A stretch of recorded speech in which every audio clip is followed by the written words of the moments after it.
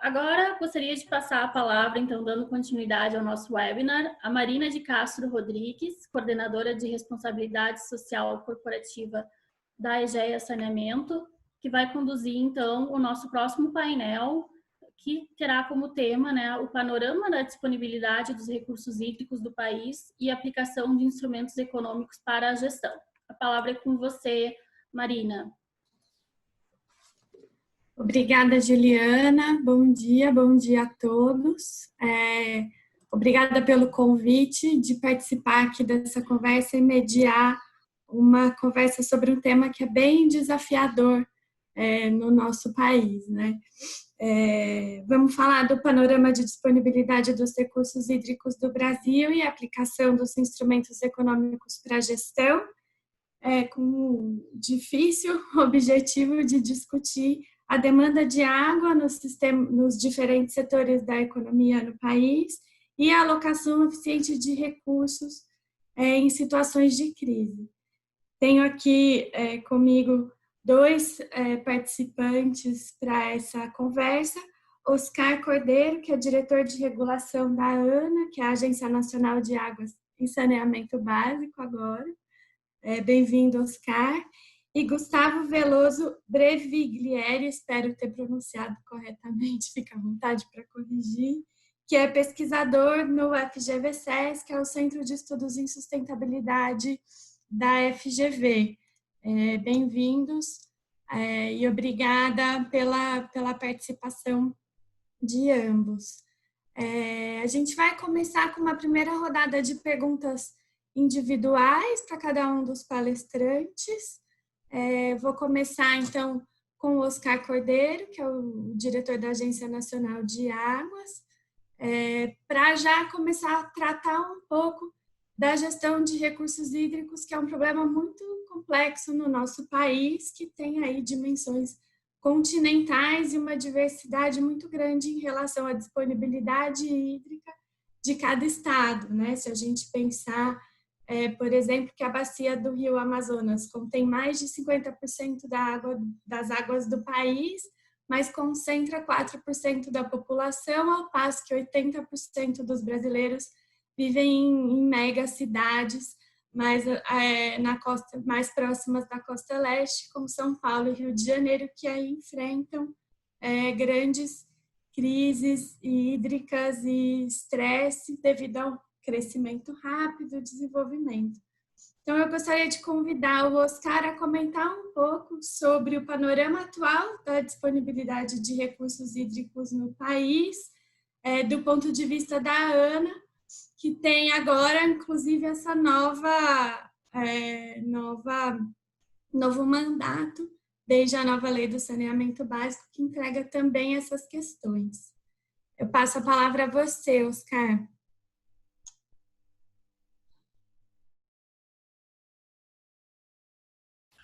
Bom, me ouvem?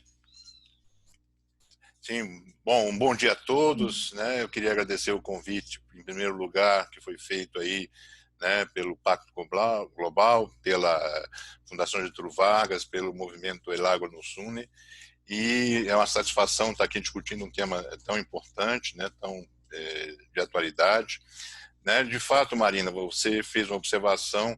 O Brasil é um país riquíssimo em água doce, né, na natureza. Somos, né, o país que tem o maior percentual de água doce circulando no nosso território. E se a gente levar em conta ainda a água que nós recebemos de outros países, aí, numa visão, né, continental, né, da bacia amazônica, quase 18% da água doce disponível no planeta circula em território brasileiro por ano, em média. É uma enorme riqueza e uma enorme responsabilidade também,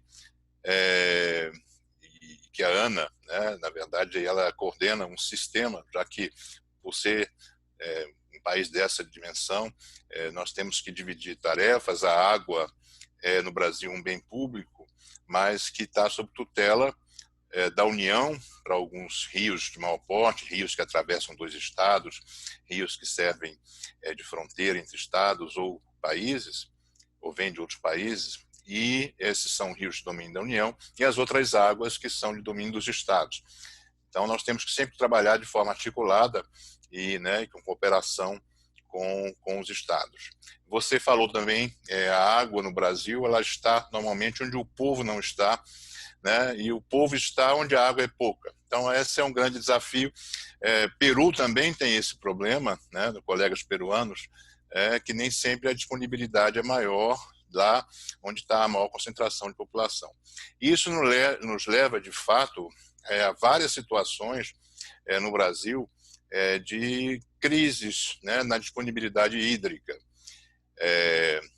Nós temos aí, primeiro, uma questão que é a concentração de população, e muitas vezes até a água, se não houvesse tanta gente, seria suficiente.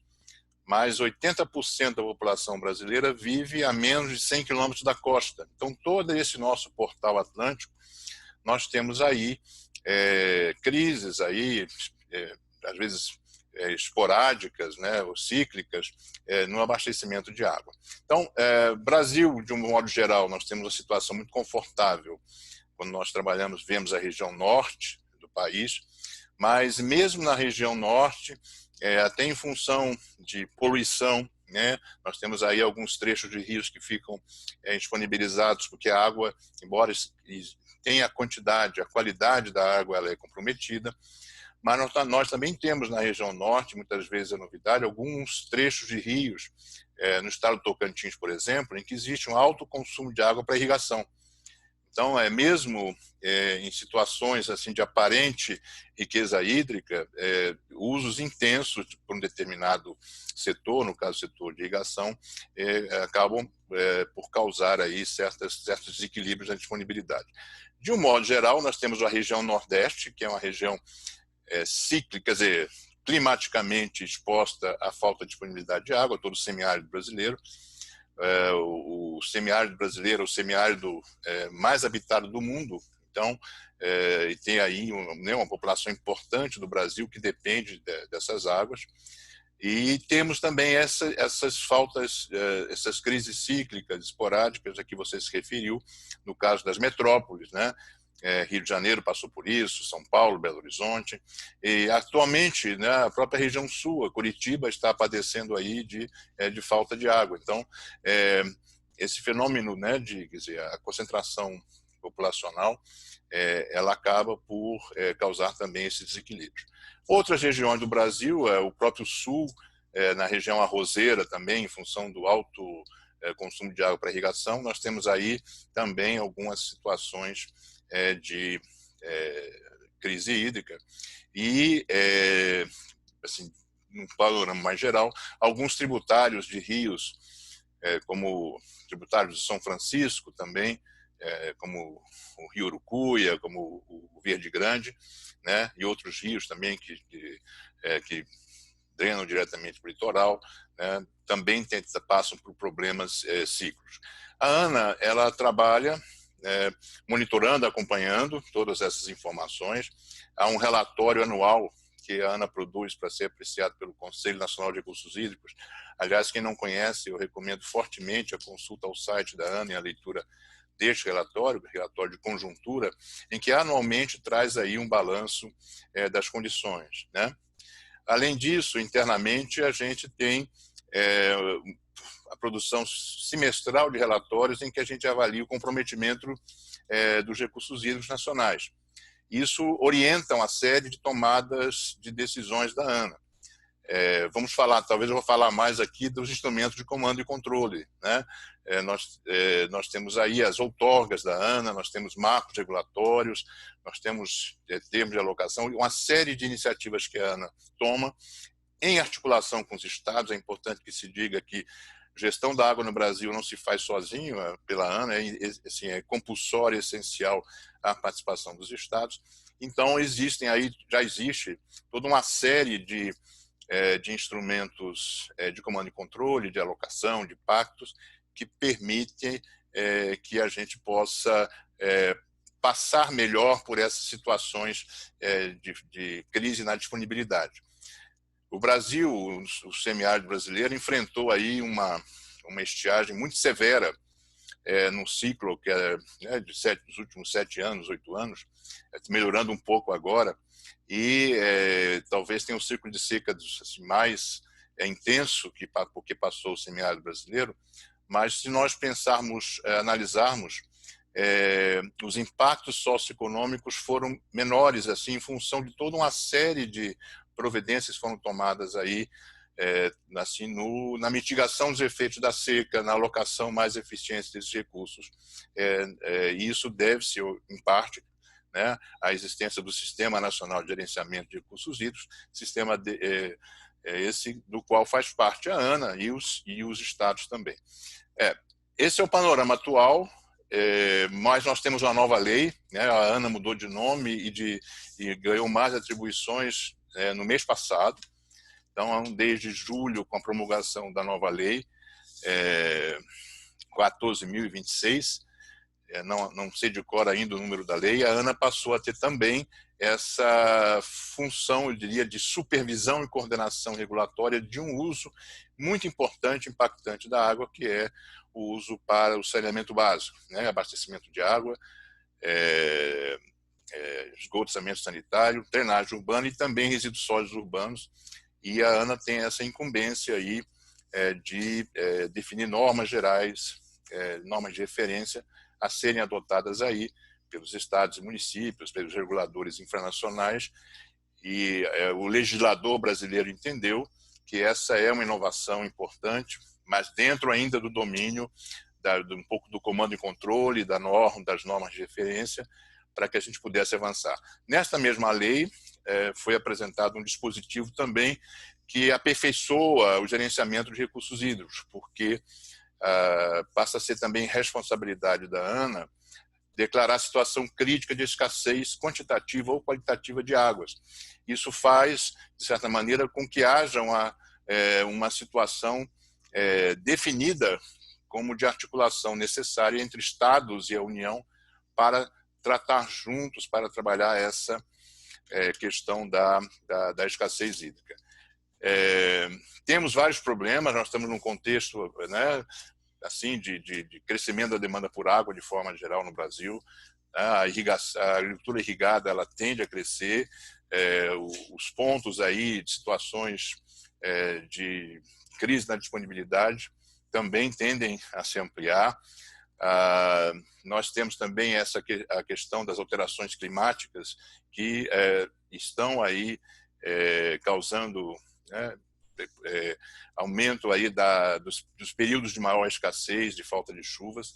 Nós temos um conjunto de situações que nos alerta para os problemas futuros, mas nós temos também uma governança que vem se instalando na gestão dos recursos hídricos e que tem permitido que a gente possa avançar, eu diria, de forma adequada aí, para equacionar essas questões de disponibilidade.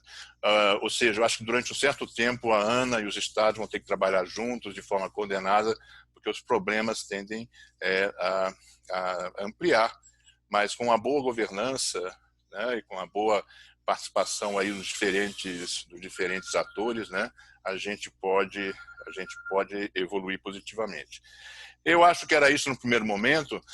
Não vou falar dos instrumentos econômicos, porque acho que o Gustavo, né, vai apresentar alguma coisa, mas também, né, em todo esse processo, a adoção de instrumentos econômicos, nós já temos algumas experiências, há algumas iniciativas em curso no próprio Congresso Nacional, para que a gente possa trabalhar aí de forma mais amplificada no Brasil nessa adoção de instrumentos econômicos. Eu não sei se era isso, Marina, mas é uma primeira visão aí sobre, né, o papel da ANA, e a gente está à disposição aqui para apresentar e discutir.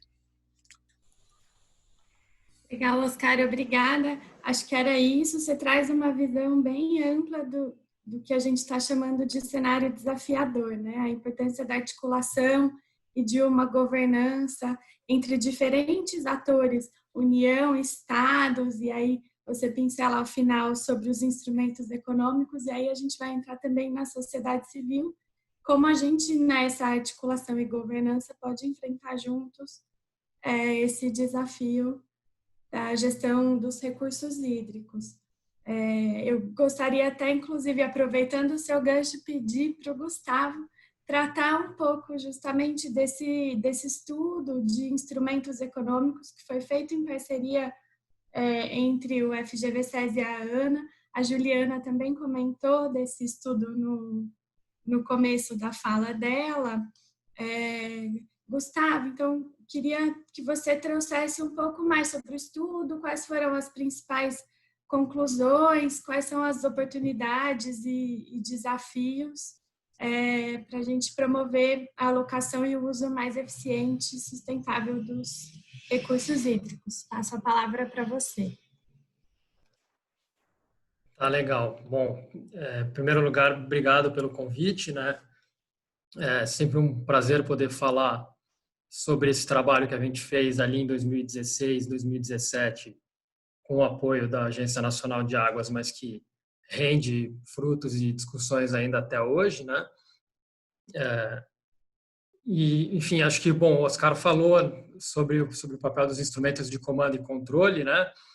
E cabe a mim aqui falar um pouco sobre os instrumentos econômicos, mais especificamente nesse estudo que a gente realizou com o pessoal da ANA, ali em 2016, 2017, a gente olhou para instrumentos inovadores no contexto brasileiro, então a gente olhou para os mercados de direitos de uso de água.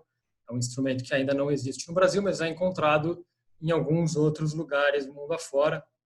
E tem algumas motivações pelas quais a gente focou nesse tipo de instrumento, né? Então, primeiro, por que é importante discutir e olhar para instrumentos econômicos quando a gente fala de gestão de recursos hídricos?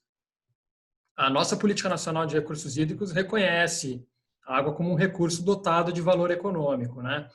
E aí, quando a gente tem um recurso que é dotado de valor econômico, mas cujo uso dele não tem um preço claro para quem está fazendo esse uso, a tendência é que você tenha aí um uso ineficiente e em volumes acima do socialmente ótimo, né?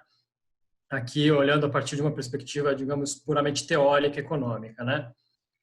Tem um segundo aspecto, uma segunda motivação que é importante a gente olhar, que é a questão que, historicamente, questões de escassez hídrica, não só no Brasil, mas no mundo inteiro, têm sido respondidas por meio de uma abordagem mais calcada na engenharia, né? Você faz obras de expansão da oferta hídrica, né? Novos reservatórios, novas barragens, transposições de rios, coisas desse tipo.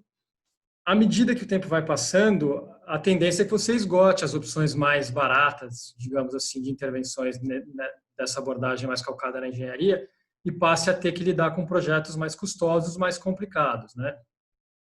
E aí tem a combinação desses dois fatores faz com que, se você não tem um sinal claro que induza um consumo mais eficiente dos recursos hídricos pelos usuários e uma dificuldade em expandir a oferta, é que a demanda logo alcança a oferta e você acaba se encontrando em situações de escassez hídrica em algumas regiões do Brasil e também internacionalmente. Então, a gente acabou olhando para os instrumentos econômicos, e aí já tem um instrumento econômico listado no rol de instrumentos da Política Nacional de Recursos Hídricos, que é a cobrança pelo uso da água.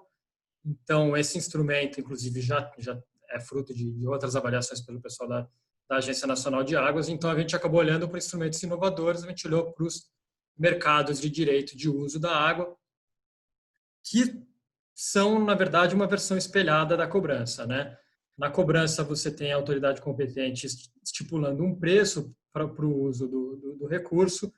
Em um mercado de direito de uso, a autoridade estipula uma quantidade máxima a ser extraída e consumida numa região, numa bacia, numa subbacia, eventualmente num reservatório, e permitiria uma flexibilidade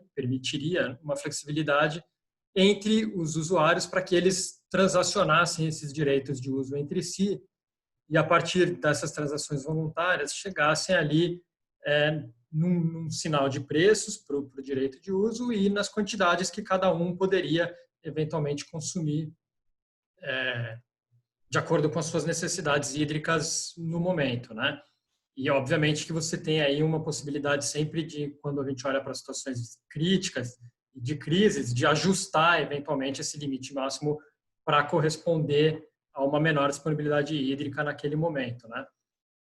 Então, assim, a questão é que os instrumentos econômicos, eles passam a oferecer um incentivo claro para o usuário reduzir o seu consumo, se tornar mais eficiente no seu consumo, à medida que ele tem um sinal de preço para fazer isso, né? Então, se eu tenho condições de consumir menos água do que eu tinha um direito de usar, eu posso depois acabar vendendo esse excedente para um outro usuário que eventualmente tem uma necessidade maior naquele período, ou tem uma dificuldade maior de reduzir o seu consumo num período de escassez, por exemplo, né?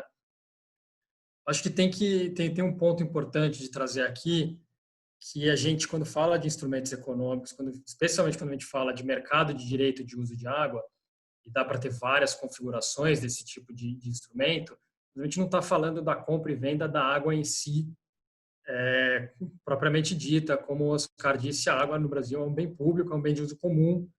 Então, o que a gente fala quando a gente explora esse tipo de instrumento, por exemplo, de mercados de direito de uso, é de uma possibilidade de realocação de direitos concedidos pela autoridade competente, pelo poder outorgante. Então, por exemplo, no caso do Brasil, uma outorga, você poderia ter uma flexibilização para que usuários realocassem entre si direitos concedidos pela autoridade competente, né?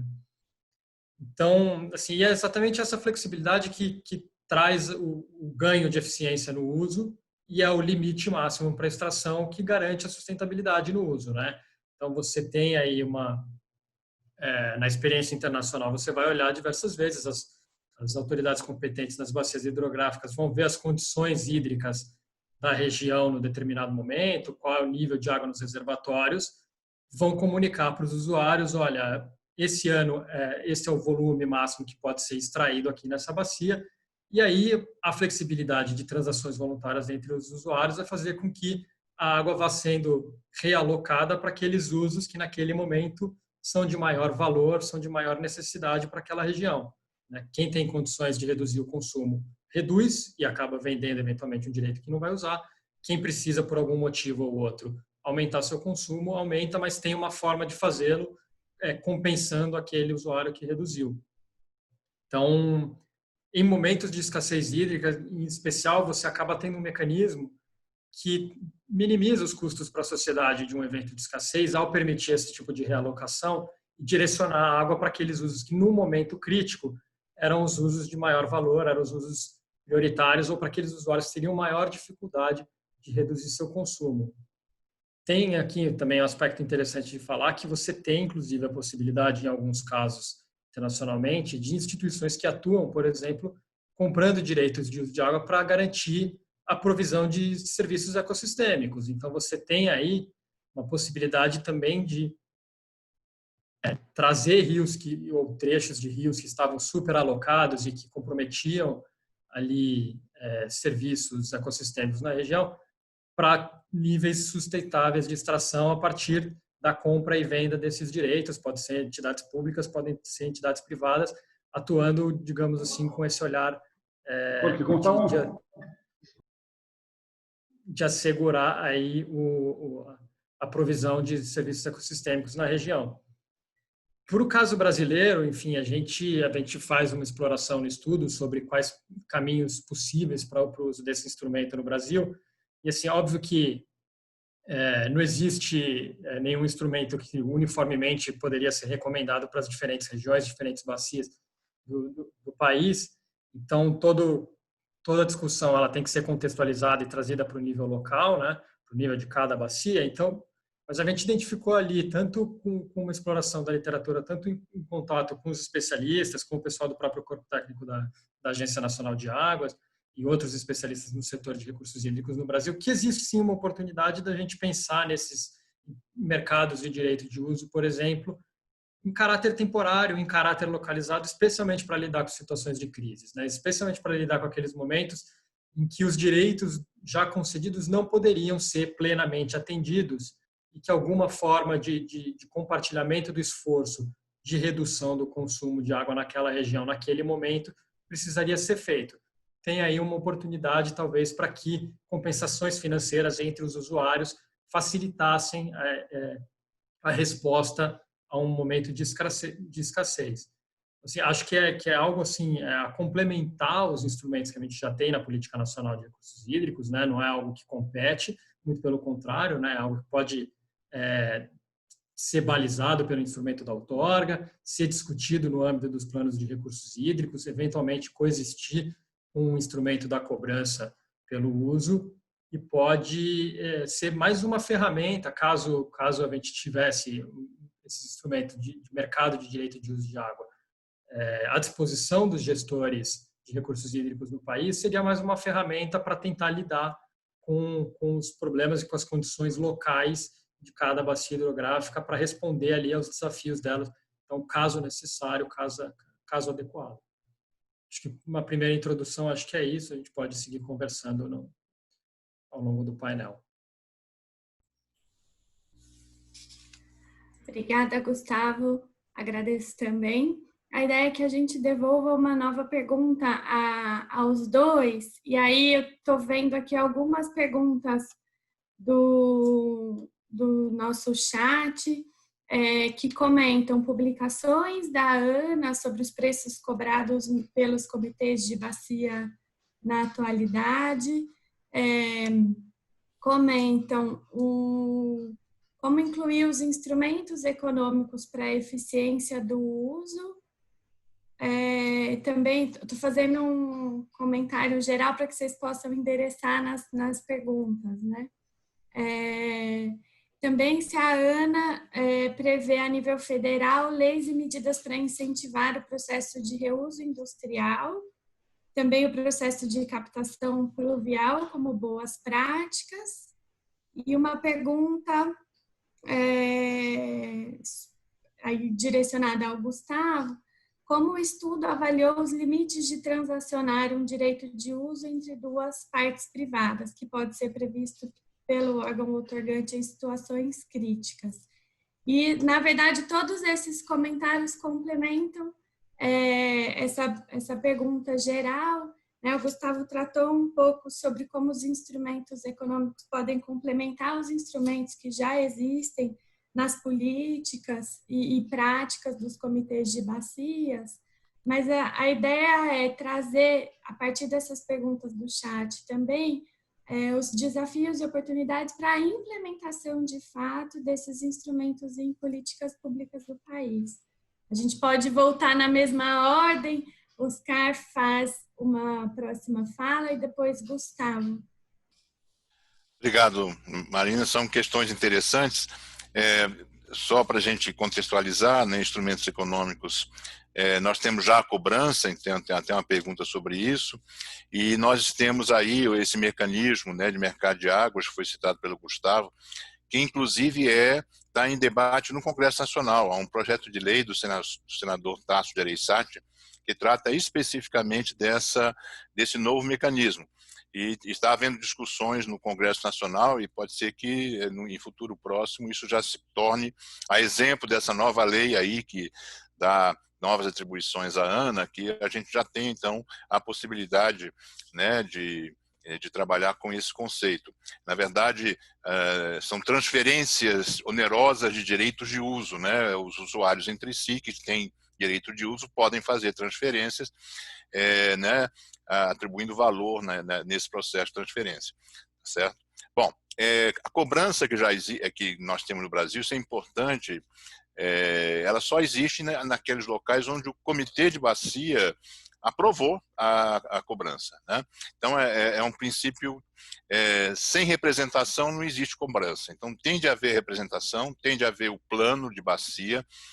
E algo que eu esqueci de falar na minha primeira parte, a Lei das Águas do Brasil, ela já foi concebida, né, uma participação tripartite importante, é um pilar, são 3 pilares, que tem aí a participação compulsória nas decisões do poder público, dos usuários das águas e da sociedade civil.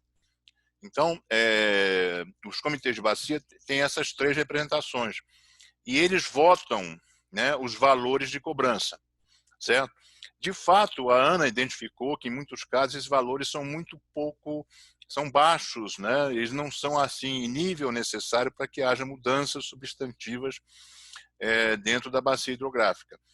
Houve mecanismos agora de atualização monetária desses valores de cobrança, mas, de fato, resta um desafio de transformar esse mecanismo que já existe, que é essa cobrança pactuada no comitê, em um mecanismo econômico mais incitatório, né? mais importante do que ele realmente tá certo?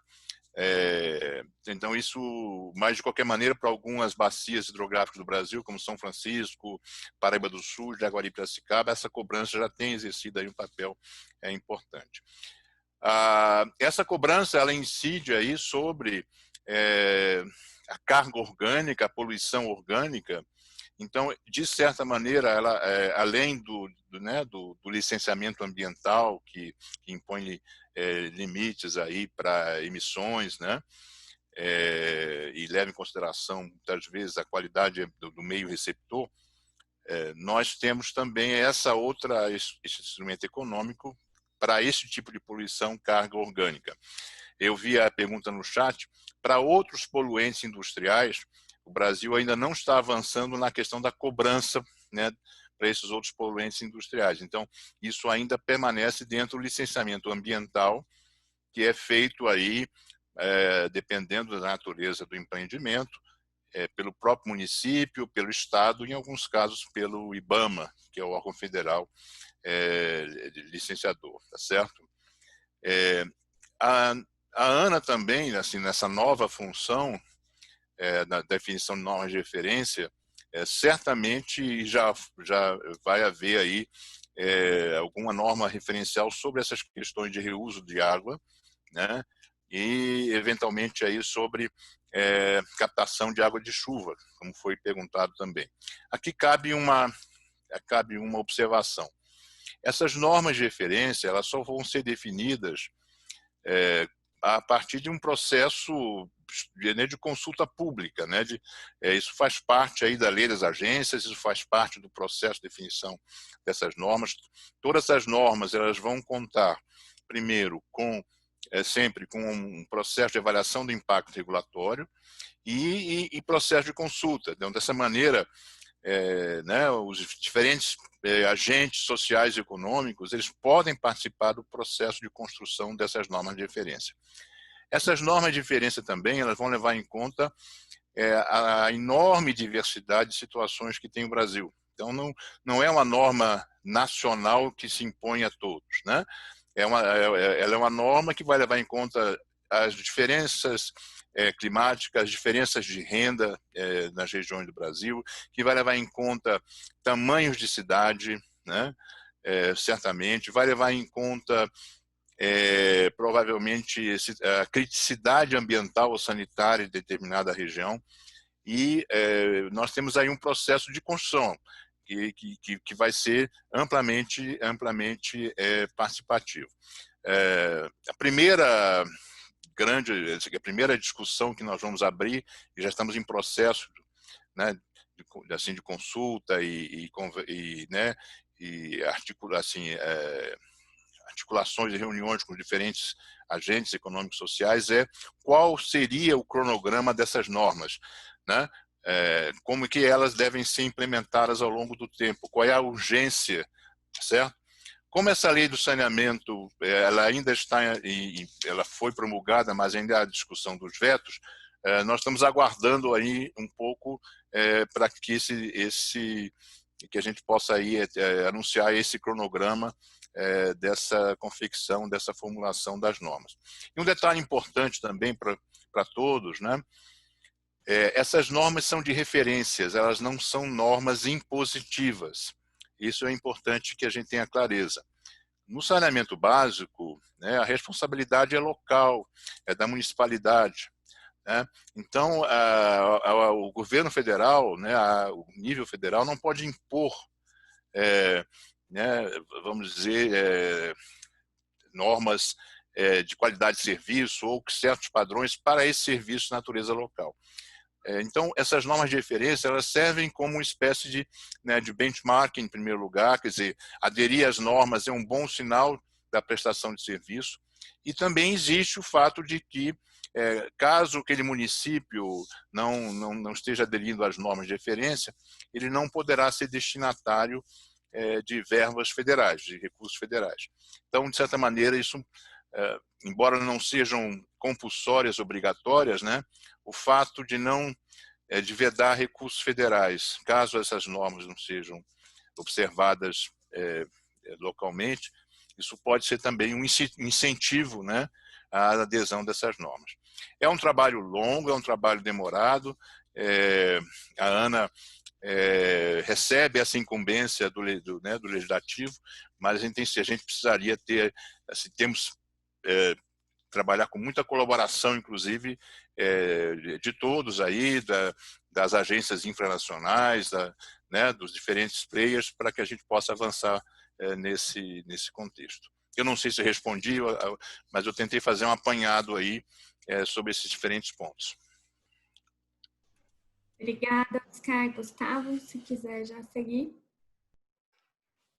Tá legal. Acho que, bom, começando então pela pergunta aqui do Ricardo, né, no chat, com relação à situação de insegurança jurídica. Acho que, como o Oscar mencionou, existe um projeto de lei no Senado que visa exatamente tentar incluir o instrumento, né, de mercado de direito de uso no rol de instrumentos da Política Nacional de Recursos Hídricos, e nas nossas discussões ao longo do trabalho, acho que talvez a principal contribuição dessa inclusão seria exatamente oferecer uma segurança jurídica tanto para os gestores quanto para os usuários de água, de que é um instrumento previsto e que teria uma base para isso ser feito. Acho que também, como o Oscar falou, para o caso da cobrança, né, que isso é definido nos comitês de bacia e faz parte de um plano de recursos hídricos da bacia, a mesma coisa tem que ser imaginada para o caso de um instrumento baseado em mercado, né, de direito de uso.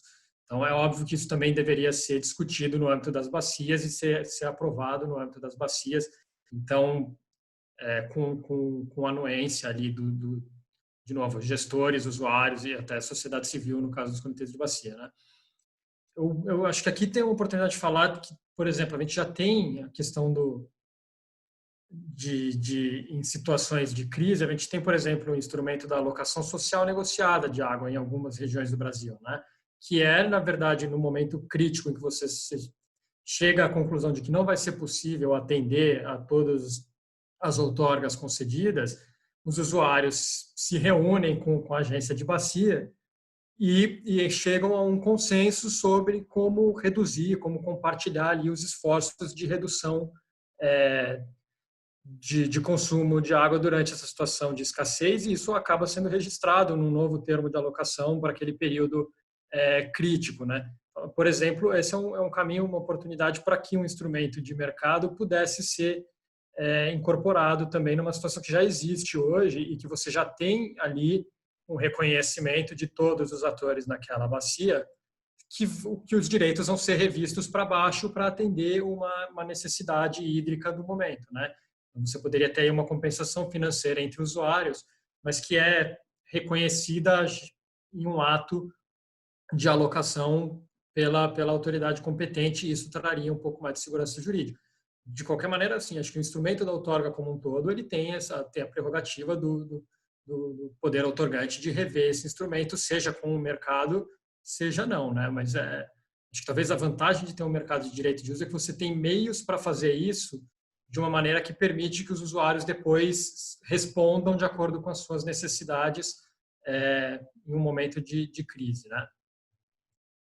Acho que então tem esse papel aqui da segurança jurídica. Se eu pudesse falar de mais alguns desafios, assim, esses mercados não são comuns. O mercado de direito de uso para recurso natural no Brasil não é algo comum. Então, sem dúvida alguma que a gente tem aí um primeiro desafio de compreensão do instrumento, de aprendizado, eventualmente de projetos em caráter piloto, para a gente ter uma noção de como isso de fato poderia contribuir para algumas bacias hidrográficas no Brasil e como isso poderia ser adequado à nossa realidade para melhor se relacionar com os instrumentos que a gente já tem na Política Nacional de Recursos Hídricos e com a realidade dos usuários e dos gestores de água aqui no Brasil.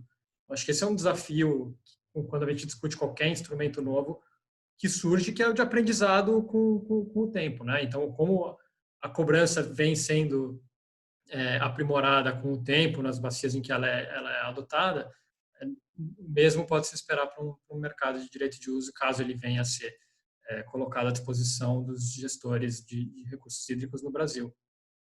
Então, eu não sei se tinha mais alguma pergunta específica. Assim, tem oportunidades outras, por exemplo, para a gente falar de mecanismos desse tipo. Por exemplo, tem a questão dos bancos públicos de água em alguns países, em algumas regiões dos Estados Unidos, na Espanha tem isso. Em momentos de escassez, você tem o setor público temporariamente comprando direitos de uso dos usuários para garantir que você faça uma redução de consumo naquela bacia, mas recompensando os usuários que abriram mão do seu direito de uso naquele momento. A gente já teve algumas experiências informais no Brasil, se eu não me engano, também nesse tipo de arranjo, mas acho que talvez a questão de previsão em uma lei e debate no âmbito dos comitês de bacias é o que garantiria uma segurança jurídica e permitiria aí que algumas iniciativas surgissem para a gente ir vendo como que poderia ser mais adequado para o cenário brasileiro.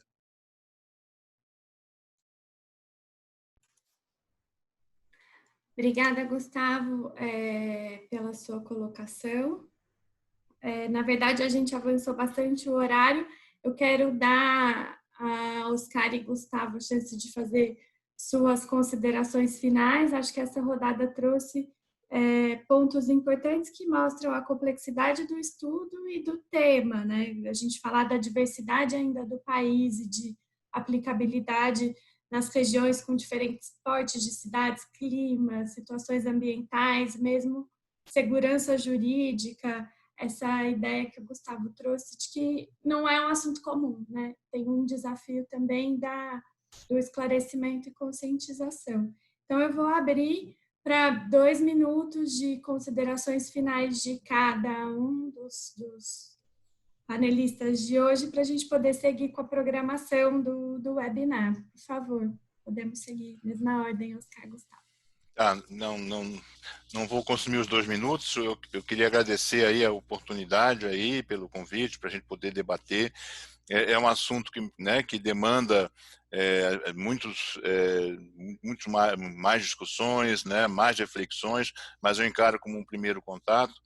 Coloco aí a Ana à disposição, não só aqui, nós já temos uma parceria com a FGV e aqui no Brasil, mas também nos colocamos aí à disposição para discussões e para troca de experiências com outros parceiros na América Latina, com a cooperação suíça, para que a gente possa avançar. O Brasil também, não chegamos a falar aqui, mas temos algumas experiências ligadas também à conservação da água, né, a partir da experiência dos próprios usuários, das empresas. Temos aí várias outras possibilidades, até de certificações, e nos interessa também conhecer um pouco mais a experiência dos países, nossos vizinhos aqui, nessa questão, porque nós compartilhamos águas e preocupações, né? O Brasil, particularmente, nós só não compartilhamos água na América do Sul com o Chile, né? Na verdade, até com o Equador, país com o qual nós não temos fronteira, nós temos água compartilhada na bacia amazônica. Mas, como grandes consumidores do vinho chileno, até a água chilena a gente também compartilha. Tá? Então, um grande abraço e agradeço aí a todos aí pela oportunidade.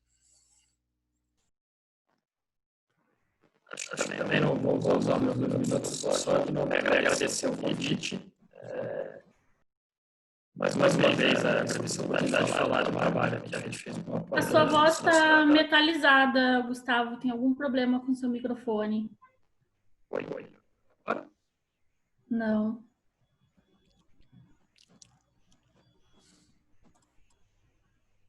Será que agora vai? Não, ainda não. Foi só nessa última colocação, as outras funcionaram super bem. Faço um agradecimento pelo chat. Fico à disposição para outras perguntas. Eu vou aproveitar e compartilhar, inclusive, o link do estudo que a gente realizou com a Ana no chat. Obrigado de novo pelo convite. Obrigada, Gustavo. É legal compartilhar no chat, sim. Chegaram outras perguntas agora ao final, que os panelistas podem endereçar se tiverem essa disponibilidade.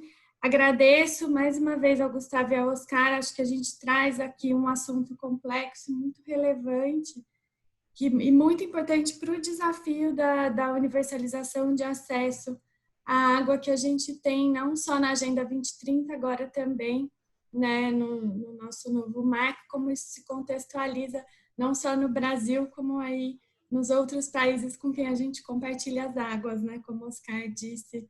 Muito bem. Obrigada aos dois pela participação, obrigada a todos que estiveram aqui presentes. O webinar continua com o próximo painel. Eu devolvo aí para a Juliana para fazer essa transição.